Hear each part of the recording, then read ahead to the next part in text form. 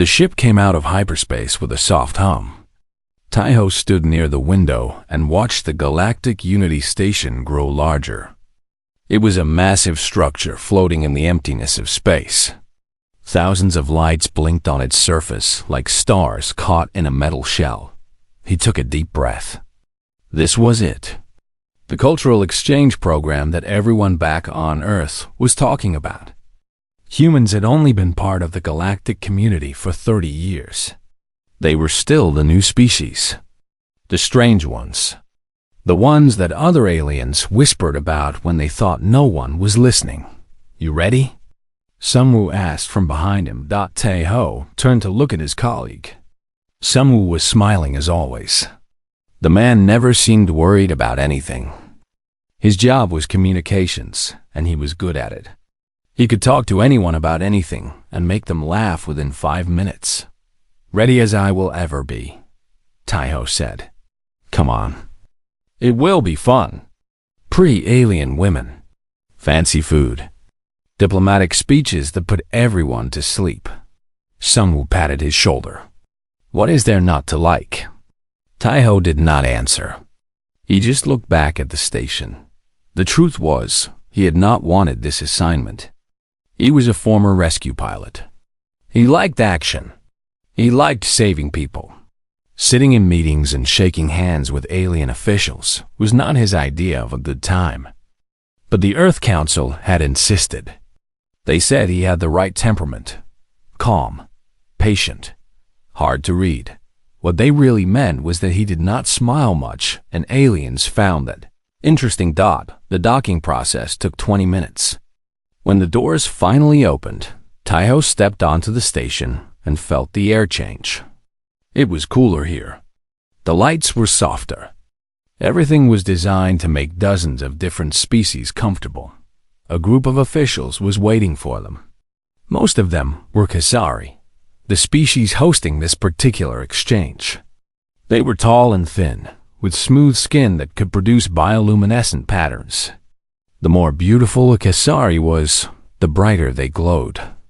It was their main measure of attractiveness and status. The lead official stepped forward. Her name was Elder Hana, and her skin shimmered with soft blue light. She bowed her head in greeting. Welcome, human delegates. We are honored to have you. Taiho bowed back. The honor is ours. The formalities continued for several minutes. Names were exchanged. Titles were given. Sunwoo did most of the talking, which suited Taiho just fine. He preferred to observe as they walked through the station. Elder Hana explained the purpose of the exchange. It was not just about politics or trade. It was about connection, understanding, and yes, she admitted with a careful smile, it was also about potential partnerships. Partnerships? Sunwoo asked. Cross-species unions, Elder Hana said. We believe that bonds between individuals can strengthen bonds between worlds. Many species have found happiness in such arrangements. Sunwoo glanced at Taiho with raised eyebrows. Taiho kept his face neutral. They were led to a large hall filled with representatives from different species. There were Khazari everywhere, but also others that Taiho did not recognize. Some had scales. Some had feathers. Some had shapes that his human brain struggled to process. And then there were the candidates. In the center of the hall stood a line of Kasari women. Each one was more beautiful than the last. Their skin glowed in shades of gold, silver, and violet. Their movements were graceful. Their eyes were large and expressive. They had been chosen specifically for this event, selected from the finest families to represent the best their species had to offer. These are almost eligible daughters, Elder Hana said with pride. Any one of them would be a worthy partner. Sunwoo let out a low whistle. Okay, I take back what I said earlier. This might actually be fun. Taiho barely heard him. His eyes moved across the line of glowing women, but he felt nothing. They were beautiful, yes. Objectively, obviously beautiful. But they felt distant. like paintings in a museum. Nice to look at, but not real. Then his eyes drifted past them. In the corner of the room stood a woman who was not part of the lineup. She wore simple clothes and held a datapad in her hands. She was clearly staff, not a candidate. Her skin was dull gray, without any glow at all. By Kesari standards, she was plain, unremarkable, perhaps even ugly, but Taiho could not look away. There was something about her face. The shape of her eyes. The way she stood with her shoulders slightly hunched, like she was trying to take up less space. The way she bit her lower lip as she read something on her screen. His heart began to pound. It was impossible. It could not be her. After 5 years of searching, of dead ends and false hopes, it could not be this easy. She could not just be standing there in the corner of a random hall on a random station. But the universe had a strange sense of humor. "Sir?" Elder Hannah was looking at him with concern. "Is something wrong?" Taiho did not answer. He started walking. Past the officials. Past Sungwoo. Past the line of glowing, beautiful candidates who turned to watch him with confusion. He walked straight toward the gray-skinned woman in the corner. The murmurs started. Immediately. What was the human doing? Why was he ignoring the candidates? Did he not understand the protocol? The woman looked up from her datapad. Her eyes met his. For a moment, she seemed annoyed at being interrupted. Then her expression changed. Her eyes went wide. Her mouth opened slightly. The datapad slipped from her fingers and clattered to the floor. She recognized him. Taiho stopped in front of her. His voice came out rough, barely above a whisper. "It is you." She stared at him. Her gray skin seemed to pale even further. Her hands trembled at her sides. "You," she breathed. "You are alive." Behind them, the hall had gone completely silent. Every alien in the room was watching. The candidates stood forgotten. Elder Hannah looked like she had swallowed something sour. But Taiho did not care about any of them. He only saw the woman in front of him. The woman he had searched for across half the galaxy. The woman who had saved his life and then vanished like smoke. "I found you," he said. "I finally found you." And for the first time in 5 years, Taiho smiled. 5 years earlier, the universe had tried to kill Taiho. He was 27 years old and working as a rescue pilot in the Outer Rim. It was dangerous work. The Outer Rim was full of asteroid fields, unstable stars, and old mining operations that broke down at the worst possible times. Most pilots avoided the area. Taiho flew into it every week. That night, he was alone in his small rescue ship when the distress signal came through. A Kizari cargo vessel had been caught in an asteroid storm. The ship was damaged. Life support was failing. There was at least one survivor on board. Protocol said he should wait for backup. The asteroid field was too dangerous for a solo mission. His commander told him to hold his position until a full rescue team could be assembled. Taiho ignored the order. He flew into the storm alone. The asteroids came at him from every direction. His ship shook and rattled as he dodged between the massive rocks. Warning lights flashed across his control panel. The computer screamed at him to turn back. He kept flying. It took him 40 minutes to reach the cargo vessel. The ship was a wreck. Half of it was crushed. The other half was dark and cold. Taiho docked his rescue ship to what remained of the airlock and went inside. The interior was a nightmare. Broken metal, floating debris, bodies of Kesari crew members who had not survived the initial impact. Taiho moved through the darkness with only his helmet light to guide him. He found her in the medical bay. She was young, maybe his age or a little younger. Her gray skin was covered in cuts and bruises. One of her legs was badly injured, trapped under a fallen beam. She was conscious, but barely. Her eyes were wide with fear. When she saw him, she screamed. Taiho raised his hands to show he meant no harm. But she did not understand. She had probably never seen a human before.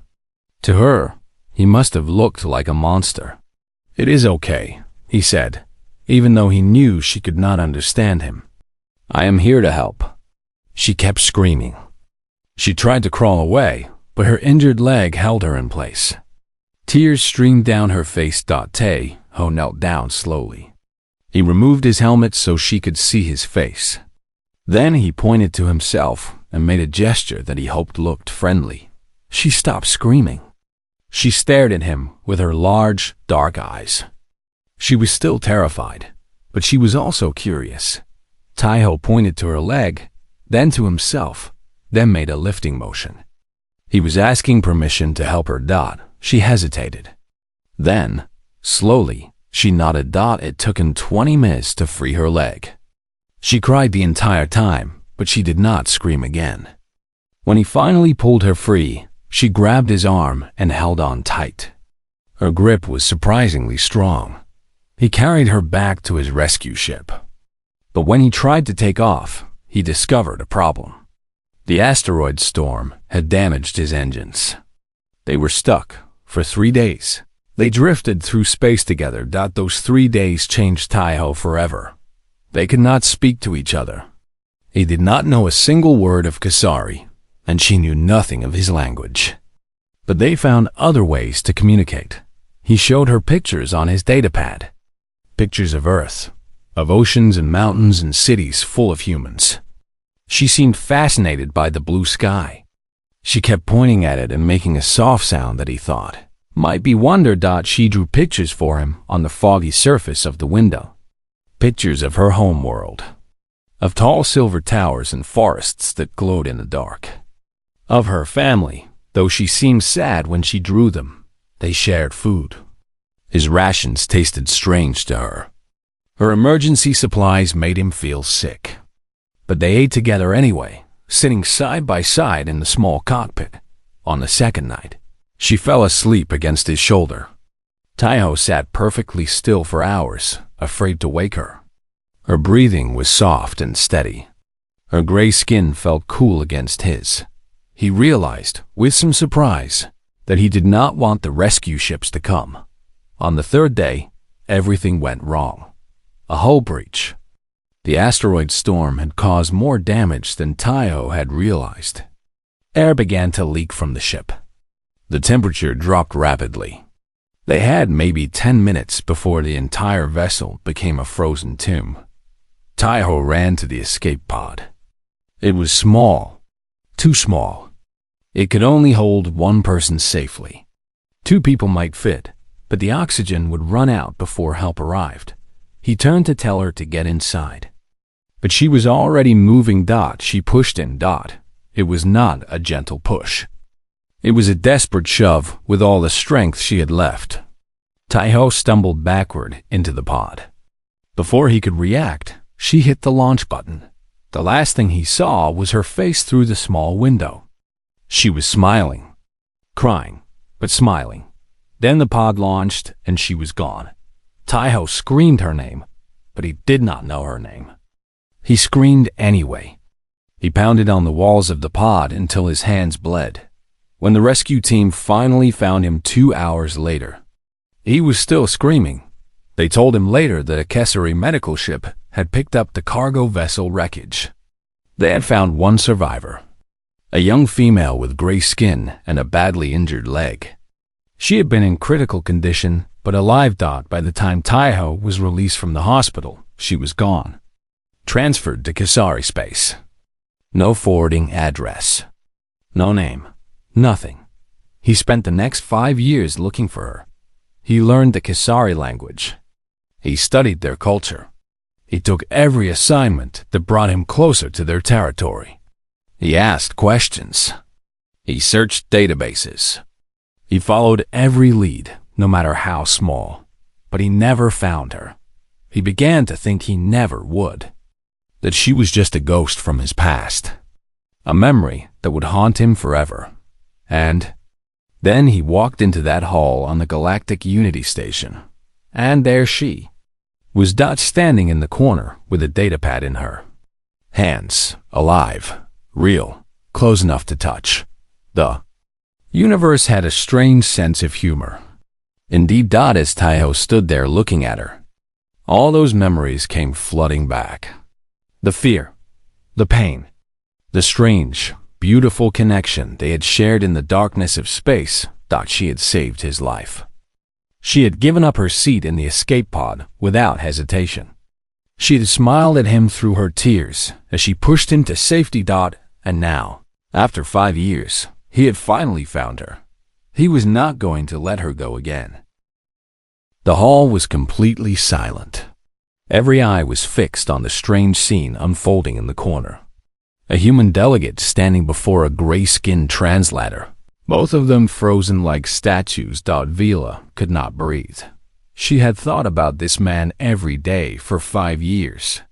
The strange creature who had come out of the darkness to save her. The one who had sat with her through the longest 3 days of her life. The one she had pushed into the escape pod because she could not bear the thought of him dying. She had been sure he was dead. The rescue team that found her said the escape pod had drifted into the asteroid field. They said the chances of survival were almost zero. She had cried for weeks. She had mourned him like a lost brother, a lost friend, a lost something that she could not name. And now he was standing in front of her, alive, healthy, looking at her like she was the only person in the room. "How?" she whispered. Her voice cracked. "How are you alive?" Taiho smiled. It was a small smile, but it reached his eyes. "A rescue team found my pod. I was lucky. Vila laughed, but it came out like a sob. "You were always lucky. Flying into that asteroid storm alone. You were crazy, maybe," he said, "but I found you." Behind them, the silence broke. Murmurs spread through the crowd like ripples in water. Elder Hana pushed through the gathered officials, her face tight with confusion and barely hidden anger. "Human delegate," she said in a controlled voice. "What is the meaning of this?" "The candidates are waiting for your attention." Taiho did not look at her. His eyes stayed on Vila. "I do not want the candidates." The murmurs grew louder. Some of the candidates in the lineup exchanged shocked glances.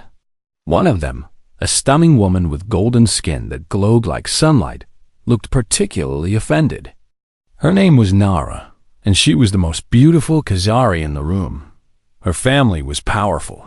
Her bloodline was ancient. She had been groomed for this moment her entire life. And now a human was ignoring her for a translator. "This is highly irregular," Elder Hana said. "This woman is not a candidate. She is merely staff. She is not suitable." "Suitable for what?" Taiho asked. His voice was calm, but there was steel underneath it. "For partnership. For union." Elder Hana gestured at Vila with barely hidden disdain. "Look at her. She has no glow, no status, no family of importance. She is plain by any standard." Vila flinched. She had heard these words her entire life. She knew what she was, what she was not. But hearing them spoken out loud in front of this man who had crossed the galaxy to find her made the pain feel fresh again. She took a step back. "The elder is right," she said quietly. "You should not waste your time with me. There are many beautiful women here who would be honored to know you." Taiho shook his head. "I did not come here for beautiful women." "Then why did you come?" "I came looking for someone." He took a step closer to her. "I have been looking for 5 years. I learned your language. I studied your culture. I took every job that brought me closer to your space.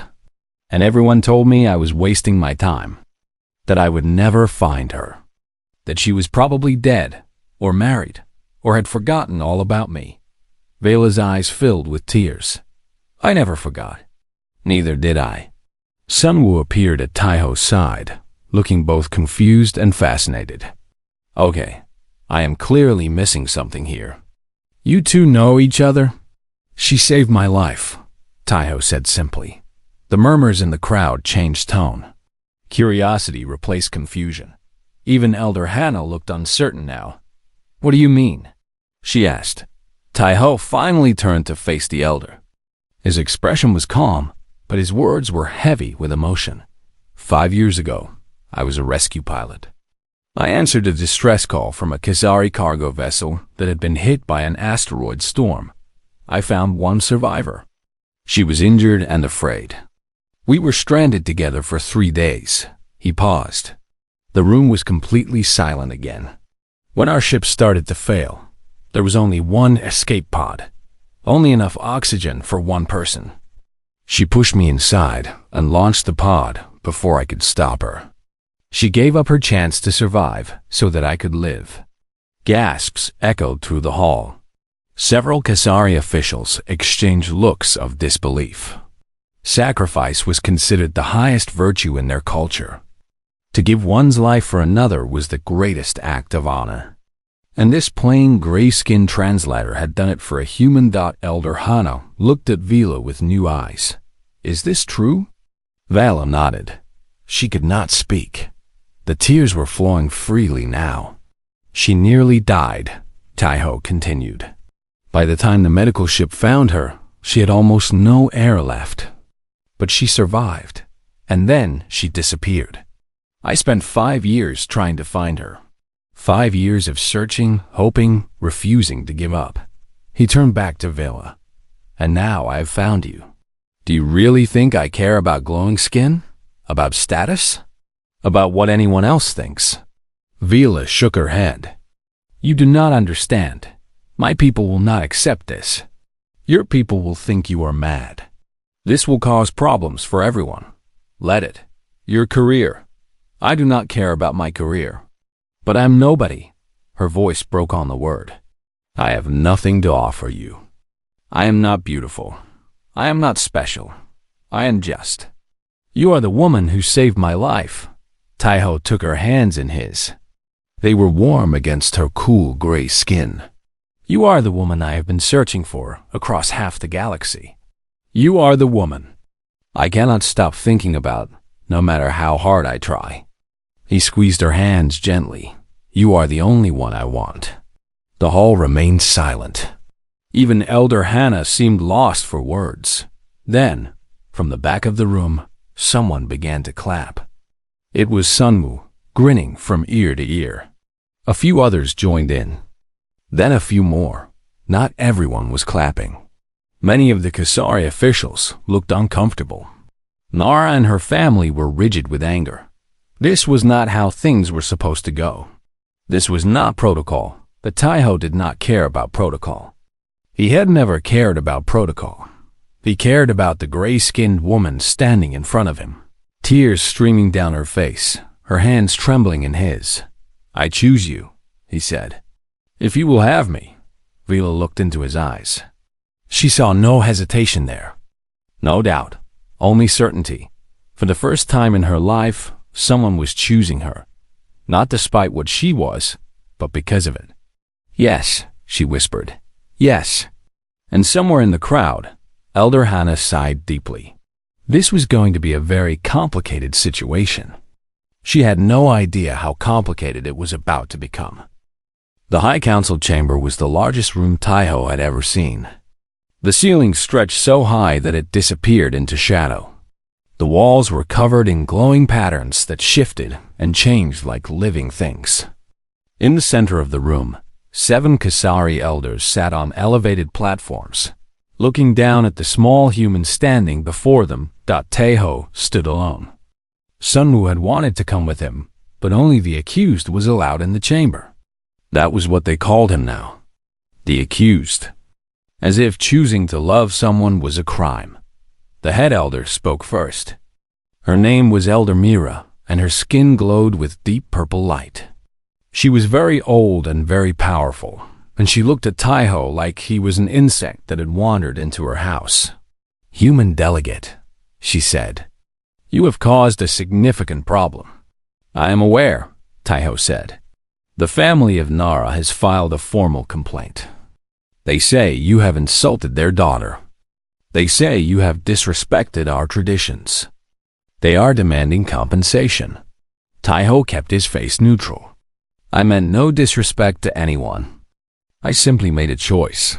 A choice. Elder Mira leaned forward. You chose a translator over the most eligible women of our species. You chose someone with no status, no family, no beauty. Can you explain this choice? I can, then explain.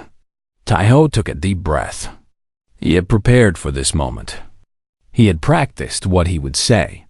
But now, standing in front of these powerful beings who saw him as nothing more than a curiosity, all his prepared words seemed empty. So he spoke from his heart instead. 5 years ago, he began. I was dying. The elders exchanged glances. This was not what they had expected. My ship was damaged. The air was running out. The cold was creeping in. I had maybe 10 minutes before I froze to death in the darkness of space. He paused. And in that moment, a woman I barely knew made a choice. He looked up at the elders, meeting their eyes one by one. She did not think about her own survival. She did not calculate the odds or weigh her options. She simply pushed me into the escape pod and launched it before I could stop her. She gave up her seat. She gave up her chance. She gave up everything. Elder Mera frowned. We have heard this story. It does not explain your decision. Gratitude is one thing. Partnership is another. You are right, Taiho said. If it were only gratitude, I would have thanked her and moved on. But it is not gratitude. It is something else. Something deeper. What? Taiho struggled to find the right words. When we were stranded together, we could not speak. We did not share a language. But we communicated anyway. We drew pictures. We made gestures. We sat together in silence and somehow understood each other. He smiled at the memory. She showed me her world. Towers of silver. Forests that glow in the dark. Her family, though it made her sad to draw them. And I showed her my world. Blue skies and green mountains and oceans that stretch forever. The elders were silent now, listening. In those 3 days, I learned more about her than I have learned about anyone in my entire life. I learned that she was brave. I learned that she was kind. I learned that she found beauty in strange things and that she laughed at my terrible attempts to communicate. His voice softened. I learned that she was lonely, that she felt invisible, that her own people looked past her because she did not glow. He looked directly at Elder Mira, and I learned that none of that mattered. Because when I looked at her, I did not see what was missing. I saw what was there. What was there? Elder Myra asked quietly. Light, Taiho said. Not the kind you can see with your eyes. A different kind. The kind that comes from the inside. The kind that makes someone sacrifice everything for a stranger. The kind that survives even when all hope is gone. He spread his hands. You measure worth by brightness, by how much someone glows. But where I come from, we measure worth differently. We measure it by what someone does when no one is watching, by the choices they make when everything is falling apart. He pointed toward the door, toward the station beyond. Out there, in that hall, you showed me a dozen women who glowed like stars. They were beautiful. I am sure they are kind and clever and would make fine partners for anyone. But none of them saved my life. None of them sat with me in the dark. None of them gave up their only chance at survival so that I could live. His voice grew stronger. Vila did. And that is why I choose her. Not because I owe her. Not because I pity her. But because she is the only one I want. The chamber was silent for a long moment. The elders looked at each other, communicating in that silent way that old beings often do. Finally, another elder spoke. His name was Elder Bora, and his skin was pale blue.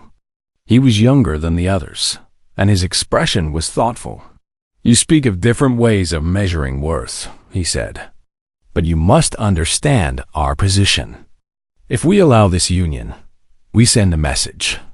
We say that our standards do not matter, that any human can come here and choose whoever they want, regardless of tradition. I understand, Taiho said. And yet you still insist? I do. Elder Bora nodded slowly. Interesting. Most beings would back down when faced with so much opposition. They would accept a compromise. Take one of the candidates and visit this translator privately. Taiho shook his head. That is not who I am. No, Elder Bora said. It is not. He turned to the other elders. I find this human refreshing. His stubbornness is almost admirable. Admirable? Elder Myra frowned. He is disrupting our entire system. Perhaps our system needed disrupting. The elders began to argue among themselves. Some agreed with Elder Bora. Others sided with Elder Myra. The chamber filled with raised voices and flashing lights as emotions ran high. Ho waited. He had said what he needed to say. Now it was up to them. Finally, Elder Myra raised her hand for silence. The other elders fell quiet. We cannot reach a decision today, she announced. The human's case is unusual. We need time to consider. She looked down at Taiho with an expression that was hard to read. You may go, but know this. Nara's family will not accept this easily. They may invoke the trial of worth. Taiho frowned. The trial of worth? An ancient custom. A way to prove that a partnership is legitimate when others object. It involves 3 challenges. 3 tests. Elder Mira's eyes narrowed. If you pass, your choice will be honored. If you fail, you will leave this station alone and never return. And the challenges? They are designed for Kasari physiology. They test endurance, sacrifice, and trust. She paused. No human has ever attempted them. You would be at a severe disadvantage. Taiho thought about it for exactly 1 second. If they invoke the trial, he said, I will accept. The elders stared at him. Even Elder Bora looked surprised. You would risk everything? Elder Mira asked. Your career? Your future? For this one woman? Taiho met her gaze without flinching. Yes, he said. I would. And somewhere in the back of his mind, he heard Viola's voice from 5 years ago. Speaking words he could not understand but somehow knew by heart that he was not going to let her down. Vela stood in her small quarters and stared at her reflection in the mirror. Gray skin. Dark eyes. No glow. Nothing special. She had looked at herself this way thousands of times before. She had memorized every flaw, every imperfection, every reason why she would never be enough. Her entire life had been defined by what she lacked. And now a human wanted to risk everything for her. She did not understand it. She could not make sense of it. In her world, beauty meant light. It meant patterns dancing across your skin like music made visible. It meant being seen, being admired, being desired. Vela had none of those things. She had learned to be invisible instead. She had learned to stand in corners, to speak only when spoken to take up as little space as possible. It was easier that way. Less painful. A knock at the door made her jump. Vela? It was Taiho's voice. Can we talk? Her heart raced. Part of her wanted to run to the door and throw it open. Another part wanted to hide under the bed and pretend she was not there. I am coming, she said. She opened the door, and there he was. The strange human who had fallen out of the sky 5 years ago and changed everything. He looked tired. The meeting with the High Council must have been difficult. May I come in? He asked. She stepped aside to let him enter. Her quarters were small and plain, nothing like the luxurious rooms given to the human delegates. But Taiho did not seem to notice. He only had eyes for her, The council is considering the case, he said. They might allow Nara's family to invoke the trial of worth. Vela's blood went cold. The trial? Taiho, no. You cannot do that. If they invoke it, I will accept. You do not understand. She grabbed his arm. The trials are designed for Kasari. Our bodies are different from yours. We can survive things that would kill a human. You would be at a terrible disadvantage. I know. Then why? Her voice rose with frustration. Why would you risk your life for this? For me? Taiho looked at her steadily. You know why. Vela pulled her hand away and turned her back to him. She could not look at him. If she looked at him, she would lose her nerve. You should not do this, she said quietly. You should go back to the council. Tell them you made a mistake. Tell them you were confused, emotional, not thinking clearly. That would be a lie. Then lie. She wrapped her arms around herself. Choose Nara. She is beautiful. Her family is powerful. She would make a perfect partner for you. Everyone would approve. Everyone except me. Vela spun around to face him. Why do you have to be so stubborn? Why can you not just accept that this is impossible? Because it is not impossible. He stepped closer to her. Difficult, yes. Complicated, yes. But not impossible. You do not know what you are asking for. Tears welled up in her eyes. If you do this, if you choose me, you will face problems for the rest of your life. My people will never fully accept you. Your people will think you are crazy. You will be an outcast. A joke. Is that what you want? What I want, Taiho said softly, is you. The tears spilled over. Vela pressed her hands to her face, trying to stop them. She had cried more in the past day than she had in years. You deserve better, she whispered through her fingers. You deserve someone who can stand beside you without bringing shame. Someone beautiful. Someone worthy. Stop. She felt his hands on hers, gently pulling them away from her face. He was looking at her with an expression she could not name. Something between sadness and determination. Stop saying that, he said. Stop telling me what I deserve. Stop telling me you are not worthy. His voice was firm but kind. You pushed me into that escape pod. You gave up your life for mine. Do you have any idea what that means to me? Vela shook her head. It means everything. He held her hands tightly. In my darkest moment, when I thought I was going to die, you saved me. Not because you had to. Not because you were ordered to. But because that is who you are. That is the light I see in you, Vela. The light that has nothing to do with your skin. She stared at him through her tears. You really mean that?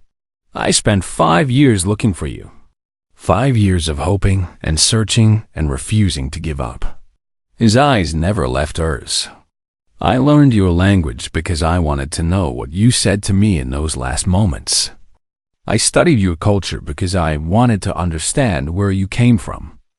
I took every assignment that brought me closer to your space because I could not stop thinking about you. He released one of her hands and touched her face gently, wiping away a tear with his thumb. I did not do that for gratitude. I did not do that out of obligation. I did it because somewhere along the way, in that broken ship drifting through space, I fell in love with you. Vela's breath caught in her throat. Love. He had used the word love. But you barely knew me, she said weakly. We only had 3 days. Sometimes 3 days is enough. He smiled. Sometimes you meet someone and you just know. Know that they are different. Know that they matter. Know that your life will never be the same. Vela thought about those 3 days. The fear and the pain and the strange, fragile hope that had grown between them. She thought about the pictures they drew and the silences they shared. She thought about his face through the window of the escape pod as she pushed him to safety. She had loved him too. She had loved him from the moment he took off his helmet and showed her his strange alien face. She had loved him through all the years of thinking he was dead. But love was not always enough. Love could not change what she was. "Even if I believe you," she said slowly, "the problems remain. The trial of worth is real. The opposition is real. My lack of status is real. Then we face them together." "You make it sound so simple." "It is simple." He took both her hands again. "I choose you. You choose me. Everything else is just details." Vila laughed despite herself. It was such a human thing to say. As if tradition and politics and the weight of two civilizations could be dismissed as details. But maybe that was what she loved about him. His stubbornness, his certainty, his absolute refusal to accept that something was impossible just because everyone said so. "The trials could kill you," she said. "I will not watch you die again. Then help me survive them." He squeezed her hands. "Be my partner. Guide me. Trust me. Together, we can do this." Vila looked into his eyes. She saw no fear there, no doubt. Only love and determination, and something that looked almost like joy. For the first time in her life, she felt like she was worth fighting for. "Okay," she whispered. "I will try." Taiho smiled, and it was like the sun coming out after a long storm. "That is all I ask." He pulled her into his arms, and Vila let herself be held. She pressed her face against his chest and listened to his heartbeat. It was steady and strong and completely different from a Kasari heart, but it beat for her, and that was enough. Nara's family invoked the trial of worth. 3 days later, the announcement was made in the same hall where Taiho had first seen Vala. This time, the room was even more crowded. Word had spread throughout the station about the strange human who had rejected the most beautiful candidates for a gray-skinned translator. Everyone wanted to see what would happen next. Elder Mira stood at the center of the room, her purple glow dimmer than usual. She did not look happy about any of this. "The trial of worth has been invoked," she announced. By ancient custom, the human delegate Taiho must complete 3 challenges to prove that his choice is legitimate. If he succeeds, his union with the translator Vela will be honored. If he fails, he will leave this station and never return. Sun will grab Taiho's arm. "This is insane. You do not have to do this. We can file a protest. Call the Earth Council. There must be another way." Taiho shook his head. "There is no other way. This is how it works. But the trials are designed to break people. Kizari people. You are human. Your body is not built for this. Then I will have to be creative." Taiho pulled his arm free gently. "Thank you for worrying about me, my friend. But my mind is made up." Sunwoo opened his mouth to argue, then closed it again. He had known Taiho for 10 years. He knew that look. There was no changing it. "Fine," he sighed. "But if you die, I'm going to be very angry with you." Taiho smiled. "I will try to stay alive then." The first trial was called the Test of Endurance. They brought Taiho to a chamber filled with freezing mist. The temperature was far below what a human could comfortably survive. Kizari could regulate their body heat better than humans. They could withstand extreme cold for hours without damage. Taiho had 15 minutes. He walked into the chamber, wearing nothing but thin clothes. The cold hit him like a wall. Within seconds, his skin was covered in frost. His breath came out in white clouds that froze in the air. The crowd watched through a window.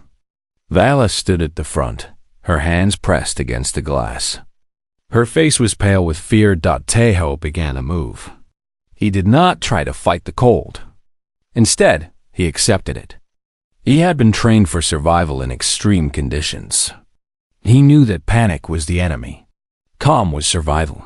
He started doing exercises. Simple movements to keep his blood flowing. Push-ups, squats, running in place. His muscles screamed in protest, but he kept going. 5 minutes. His fingers were turning blue. 10 minutes. He could no longer feel his feet. 12 minutes. His vision started to blur, but he did not stop. He kept moving. He focused on Vila's face through the window. He thought about her smile, her laugh, the way she had said yes when he asked her to trust him. 15 minutes. The doors opened and warm air rushed in. Taiho stumbled out of the chamber and collapsed onto the floor. Medical officers rushed to him, wrapping him in heated blankets. His body was shaking violently, but he was alive. The crowd murmured in surprise. Some of them had expected him to fail the first trial. Some had even expected him to die. Vela broke through the crowd and fell to her knees beside him. "You stupid, stubborn human," she whispered, tears streaming down her face. "You could have died." Taiho managed a weak smile. "But I did not." The second trial was called the Test of Sacrifice. They placed Taiho in a room with 2 buttons. One button would release a mild electric shock to him. The other button would release the same shock to Vila, who was strapped to a chair on the other side of a glass wall. "The trial is simple," Elder Mira explained. "Every 30 seconds you must press one of the buttons. If you do not press any button, both of you will receive a severe shock. The trial ends when you have pressed the buttons 50 times. 50 shocks." Either to himself or to Vila. Ho looked at Vila through the glass. She was trying to be brave, but he could see the fear in her eyes. "I am sorry," he said, even though she could not hear him through the wall. Then he pressed the button for himself. The shock was painful. Not unbearable, but definitely painful. His muscles twitched. His jaw clenched. A small grunt escaped his lips. 30 seconds later, he pressed the same button again, and again, and again. He never touched the other button. Not once. For 25 minutes, he took every single shock himself. His body jerked and spasmed. Blood trickled from his nose. Sweat poured down his face, but he never made Vila suffer. By the end, he could barely stand. His hands were shaking so badly that he almost missed the button. But he pressed it. 49 times he had pressed it. One more to go. He looked at Vila. She was crying. She was shaking her head, mouthing words he could not hear. She wanted him to stop. She wanted him to share the pain with her. He smiled at her. Then he pressed the button one last time. The trial ended. Taiho collapsed to the floor, his body trembling uncontrollably. Medical officers rushed in once again. The crowd was completely silent. Even Elder Mira looked shaken. No one had ever completed the test of sacrifice without pressing the other button at least once. It was considered impossible. The pain was designed to break down willpower, to make you desperate enough to share the suffering. But Taiho had taken it all himself. The third trial was called the Test of Trust. They placed Taiho in a pitch-black maze. He could see nothing. He could hear nothing except his own breathing and his own heartbeat. And Vela's voice. She stood in a control room above the maze, watching his movements through heat sensors. Her job was to guide him through the maze using only her voice. One wrong turn, and he would fall into a pit. The fall would not kill him, but it would end the trial. He would fail. "Can you hear me?" Vala's voice came through a speaker somewhere above him. "Yes," Taiho said into the darkness. "Good. The maze is complicated. There are many wrong paths. You must trust me completely." "I do." He heard her take a shaky breath. "Okay, walk forward." 10 steps. Taiho walked. The darkness was absolute. He could not see his hand in front of his face. Every instinct told him to stop, to wait, to find some source of light. But he trusted Vila. "Stop. Turn left." 3 steps. He turned and walked. "Right. 2 steps. Stop." The maze went on and on.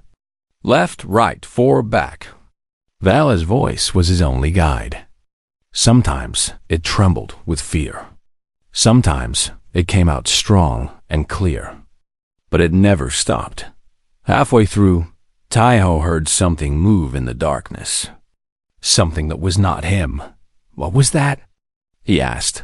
There are obstacles in the maze, Vila said carefully. Moving obstacles. I will guide you around them. Obstacles meant creatures. Probably something designed to frighten or harm him. Taiho's heart rate increased, but he kept walking. Stop. Wait. He stopped. He heard something large pass in front of him, close enough to feel the wind of its movement. Then it was gone. Forward. Quickly. 5 steps. He moved fast, trusting her completely. The trial continued for what felt like hours. Taiho's legs ached. His mind was tired. The darkness pressed against him like a physical weight. But Vala's voice never wavered. She guided him through every twist, every turn, every danger. Her voice was steady now, confident. She had started the trial afraid and uncertain. But somewhere along the way, she had found her strength. 3 more steps, she said. And then you are done. Taiho took 3 steps. Light flooded the maze as a door opened in front of him. He stumbled out into a large chamber where the entire crowd was waiting. They erupted into applause. Taiho stood there, blinking in the sudden brightness, trying to understand what had just happened. Then, Vila was running toward him, throwing her arms around his neck, laughing and crying at the same time. You did it, she said. You actually did it. He held her tight. We did it, he corrected. Together. Behind them, Elder Myra stepped forward. Her expression was complicated, a mixture of surprise and something that might have been respect. The trials are complete, she announced. The human has passed all 3 tests. By ancient law, his choice is now legitimate. The crowd cheered again. Even some of the Khazari, who had been opposed earlier, joined in. They had watched a human push through impossible challenges for love. They had seen something they did not expect. They had seen someone worthy. Nara stood at the edge of the crowd, watching. Her expression was unreadable. Then, slowly, she nodded once in Taiho's direction. It was not forgiveness. Not exactly. But it was acknowledgement. And for now, that was enough. The ceremony was simple. Taiho had expected something grand. Something with hundreds of guests and hours of ritual. But Vila had asked for something small, and the council had agreed. After everything that had happened, they were willing to give her this one thing. They stood in a small garden on the upper level of the station. Real plants grew here, brought from a dozen different worlds. Flowers of colors Taiho had never seen bloomed, alongside trees that hummed with soft light. There were only a handful of witnesses. Sungwoo stood to Taiho's right, still grinning like he had won some kind of bet. Elder Bora represented the council. A few of Vila's colleagues from the translation department had come, looking nervous but happy. And Nara. Her presence had surprised everyone. She had arrived quietly, without her family, and taken a seat in the back. When Vila saw her, she had frozen. But Nara simply nodded once, her face calm. She wants to be here, Elder Bora had explained. She says she has something to say afterward. The ceremony itself was a blend of Khazari and human traditions. They exchanged words in both languages. They made promises that meant the same thing in any tongue. To support, to protect, to choose each other over and over again for as long as they lived. When it was done, Taiho kissed Vila in the human way. The Khazari guests looked confused. Sungwoo cheered. Elder Bora smiled. Afterward, there was food and music and conversation. Taiho found himself surrounded by Khazari who wanted to shake his hand and ask questions about human customs. Apparently, His performance in the trials had made him something of a celebrity. Vela stayed close to his side. She still seemed uncertain about all the attention. She was not used to being seen, being noticed, being admired. That would take time. But Taiho was patient. As the evening wore on, Nara approached them. The crowd around them fell silent. Everyone was curious about what she would say. She was even more beautiful up close. Her golden glow lit up the space around her like a small sun. But there was something in her eyes that Taiho had not expected. Something tired. Something sad. "I wanted to congratulate you," she said. Her voice was formal but not cold. Vela bowed her head slightly. "Thank you. Your presence honors us." Nara shook her head. "Please, no formalities. I did not come here for that." She looked at Taiho, studying his face as if searching for something. "I was angry when you rejected me," she admitted. "I thought you were foolish. I thought you were making a mistake that would shame both our peoples." She paused. "I was wrong." Taiho did not know what to say. "Thank you" seemed inadequate. "I watched your trials," Nara continued. "I watched you freeze yourself half to death. I watched you take 50 shocks without flinching. I watched you trust her voice in the darkness." She glanced at Vela. "I do not think anyone has ever loved me like that." Vela looked surprised. "But you are beautiful. You must have many admirers." "I have admirers," Nara agreed. "I have people who want my family's name, my status, my light." Her voice grew bitter. "But I do not have anyone who would suffer for me, who would search for me across the galaxy, who would look at me and see more than what glows." She turned back to Taiho. "What you have is rare. I hope you understand that." "I do," Taiho said. Nara nodded. Then she did something unexpected. She bowed to Vila. It was a deep bow, the kind reserved for equals or superiors. "You are lucky," she said. "And perhaps I am jealous. But more than that, I am glad. Glad that someone like you found happiness." She straightened up. "You deserve it." Vala's eyes filled with tears. "Thank you, Nara. That means more than you know." Nara smiled, and for a moment, her glow seemed a little warmer. Then she turned and walked away, disappearing into the crowd. Sunwoo appeared at Taiho's side, holding a drink in each hand. Well, that was unexpected. The beautiful rival giving her blessing? This is like something out of a movie. "Life is stranger than movies sometimes," Taiho said. "True." Sunwoo handed him a drink. "So what happens now? You two ride off into the sunset? Or in this case, fly off into the starlight?" Taiho looked at Vila. She was talking to her colleagues, laughing at something one of them said. The lights of the garden reflected off her gray skin. She did not glow. She would never glow, but she was radiant anyway. "I do not know what happens next," Taiho admitted. "We still have a lot to figure out. 2 different species, 2 different cultures. A lot of people who think we are crazy, but we will figure it out together." Later that night, after all the guests had gone home, Taiho and Vela stood on the observation deck. The huge windows showed a field of stars stretching endlessly in every direction. It was beautiful and terrifying and wonderful all at once. "I still do not understand it," Vela said softly. "Understand what?" "Why you chose me." She leaned against him, her head resting on his shoulder. "I have been asking myself that question since the moment you walked across that hall. I still do not have an answer." Taiho wrapped his arm around her. "Do you remember what you said to me in the escape pod?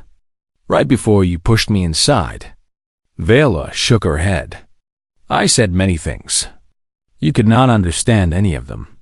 "No, but I learned your language afterward. I listened to recordings of Kisari's speech until I could pick out words. And then I remembered what you said." He turned her to face him. Her dark eyes were wide with curiosity. You said, "Please live. Live and remember me. And if you ever find someone who makes you happy, do not let them go." Vila's breath caught. She had forgotten those words, spoken in panic and grief, with death closing in around her. She had not thought about them in years. "I found someone," Taiho said.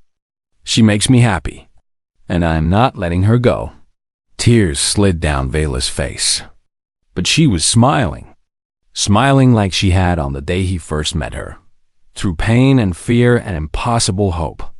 "You really are the most stubborn person I have ever known," she said. "Is that a bad thing?" "No." She reached up and touched his face. "It is a wonderful thing." They stood there for a long time, watching the stars. Two beings from different worlds, different species, different lives. Everything about their union was unusual. Everything about it was difficult, but they had chosen each other. And in the end, that was what mattered. "Why me?" Vala asked one final time. Her voice was soft, wondering. Taiho pulled her close and smiled. "Because when I was alone in the dark, you were the one who stayed." Outside the window, the stars burned on, indifferent to the small lives happening beneath them. But in that moment, in that place, two hearts beat as one. And it was enough. It was more than enough. It was everything.